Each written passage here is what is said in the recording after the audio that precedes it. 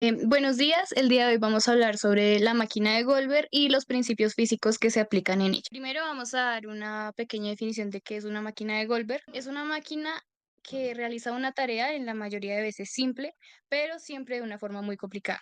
Generalmente su funcionamiento inicia con un sencillo movimiento que produce toda una reacción en cadena. Estas máquinas, caracterizadas por ser excesivamente complejas para realizar tareas simples, son una crítica ingeniosa a la tendencia humana de implicar necesariamente las soluciones. A través de sus caricaturas y diseños, Golden buscaba entretener y hacer reflexionar a la gente sobre la ineficiencia y el ingenio desmedido, utilizando la exageración y la ironía para descartar la absurda complejidad que a menudo se encuentra en la vida cotidiana y en la tecnología. Evidentemente, en el diseño de una máquina de Goldberg es más importante la forma que el fondo, es decir, más importante el cómo que el qué.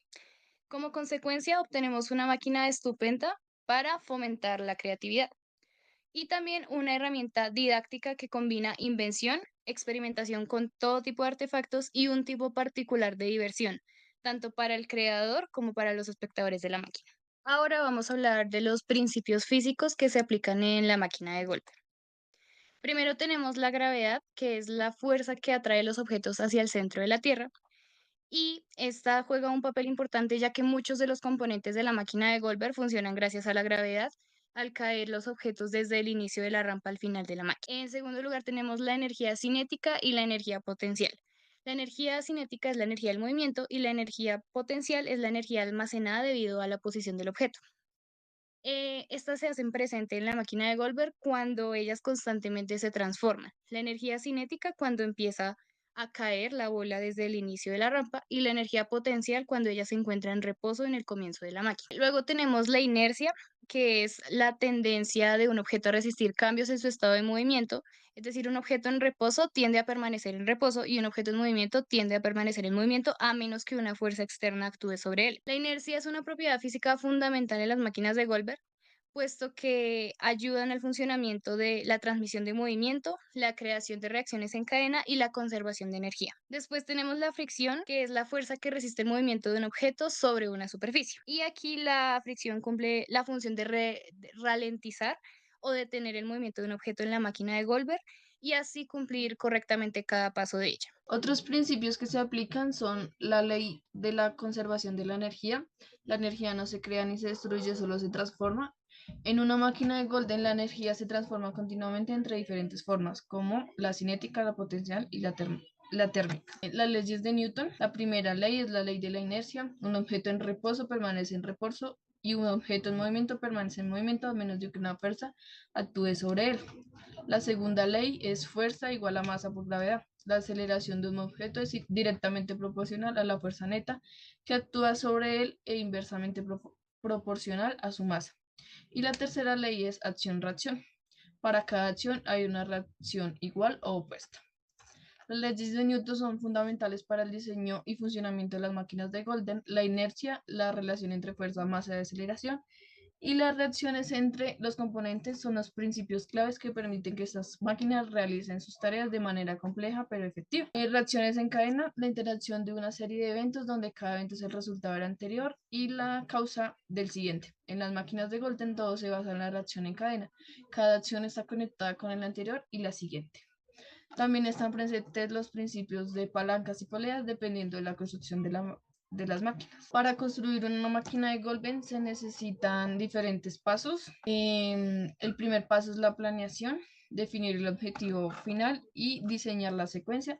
El segundo paso es la recolección de material y el tercer paso es la construcción. Establecer la base, construir los elementos, asegurar las conexiones. Paso 4, prueba y ajuste, prueba de la máquina y ajuste y optimización. Y paso 5, decoración y presentación de la máquina.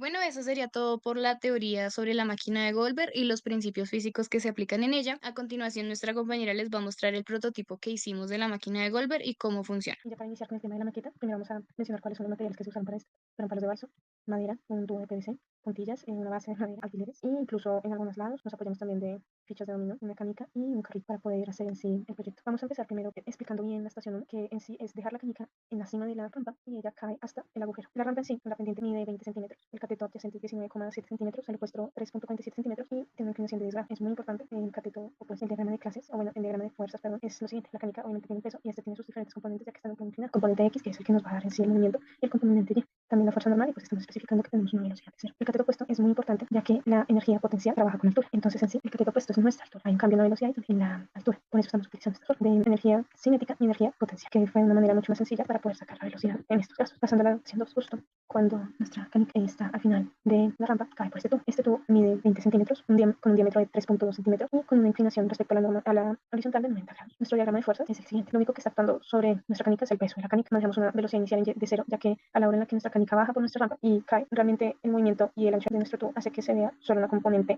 vertical. Y pues las fórmulas son las mismas en el caso anterior. Acá en la estación 3, una vez la canica llega hasta el final del tubo, choca nuestro auto y este choca la estructura. Pero en sí esta estación es nuestro auto hasta el choque de la canica con el auto hasta que toca la estructura. El auto mide 7 centímetros de largo y la distancia que va a recorrer es de 10 centímetros. Nuestro diagrama de fuerzas es nuestro auto permanece en reposo hasta que cambia la velocidad gracias a la canica. La vamos a llamar velocidad 2, que no es la normal y también tiene peso. No hay fuerza que se oponga. En este caso no estamos manejando fricción, ya que los materiales, la verdad, hacen que la fricción sea muy mínima, entonces no la estamos tomando en cuenta. Y en este caso estamos viendo la parte de inercia o momento lineal, que acá se ven involucradas tanto la masa como la velocidad. Nos apoyamos de la inercia para poder tocar el siguiente tema, que es antes y después del choque. Nos interesa más el después del choque por el motivo en el que queremos hallar es lo de nuestro auto, la velocidad que va a tener, que es velocidad 2. La velocidad de la canica es negativa porque en el momento en el que choca con el auto, es ya se devuelve, va, chocan y se separa. Eso lo podemos saber un poquito más específico en el video, pero en sí es eso. Y por último, la estación 2, una vez choca el auto con la estructura, empieza la estación 2. En esta vamos a calcular el tiempo en el que esta ficha de acá arriba toca el piso o ya llega a la superficie. En este caso tenemos que tener en cuenta que cada ficha maneja un grosor, que es este ladito acá, de 0,5 centímetros. También son 3 centímetros de altas y 1,5 centímetros de anchas. El diagrama de fuerzas es el siguiente. Esta estructura obviamente está en reposo, manejando normal también un peso de las fichas así, hasta que nuestro carro viene y pues choca la estructura. En esta estamos manejando las siguientes fórmulas, que es, con esta estamos definiendo con qué velocidad llega nuestro carro a la estructura y con esta estamos averiguando con qué velocidad promedio nuestra ficha toca la superficie. Ya sabemos la distancia gracias a las medidas de cada ficha y pues ya sabemos en cuánto tiempo, así que es un cálculo relativamente sencillo. Y ya con esto podemos pasar con mi compañero Brian Molano para que él pueda explicar cómo toda esta teoría puede ser explicada de una manera ya orientada a nuestra carrera. Hola, muy buenos días. Mi nombre es Brian Molano. Vengo a presentar el programa para nuestro proyecto de física. Para este programa hay que tener en cuenta varias cosas. Primero y principal, tener en cuenta que este es un programa para el entrenamiento de una máquina de Goldberg en base al tiempo digital del usuario, es decir, el comportamiento del programa y a los registros que va a digitar el programa en estas tablas y veremos después en un PDF, así como en esta descripción, se basan completamente en el tiempo que digita el usuario. Entonces se generan distintos atributos como lo siguiente. El movimiento, el cual es el tipo de movimiento, todos son uniformemente acelerados, pero hay algunos que son uniformemente acelerados con caída libre. El tiempo promedio de la duración es básicamente cuánto dura la estación en cuestión, en la que se encuentra el tiempo que digitó el usuario. Tiempo de finalizar la estación. Esto es lo mismo que lo anterior, pero sumando todos los tiempos de un modo general, como cronometrando estación por estación y sumando. Objeto de análisis, no lo mencioné anteriormente, pero tenemos tres objetos de análisis que son varias fechas de dominó, un carrito y un que se repiten en las dos estaciones, la velocidad. Tener en cuenta que la velocidad en la cuarta estación se refiere a la velocidad con la que la última ficha toca la mesa, por eso tiene velocidad. Tiempo cuánto le falta eh, al objeto de análisis en cuestión en el que se digitó el tiempo para acabar la estación, no el recorrido sino la estación. Tenemos una descripción acá, el cual nos dice detalles adicionales y pues este mismo número de acá. Entonces vamos a hacer la prueba. Vamos a decir que es 1.2 que debería estar en la tercera estación. Como se puede ver, nos digita un usuario. Nos digita un PDF, vamos a guardarlo. Bueno, aquí tenemos el PDF generado, como dije, está en la estación 3. Muestra distintos atributos, es decir, todos los atributos anteriormente mencionados, pero adicionalmente se generan los detalles del tiempo en el que se digitó el usuario. Luego pasamos a la descripción del código. Bueno, aquí está el código. Para este código usé la configuración modelo vista controlador con interfaz gráfica como se puede ver visualmente. Un método que es el action perform que se activa cuando cuando el usuario presiona el objeto el botón registrar.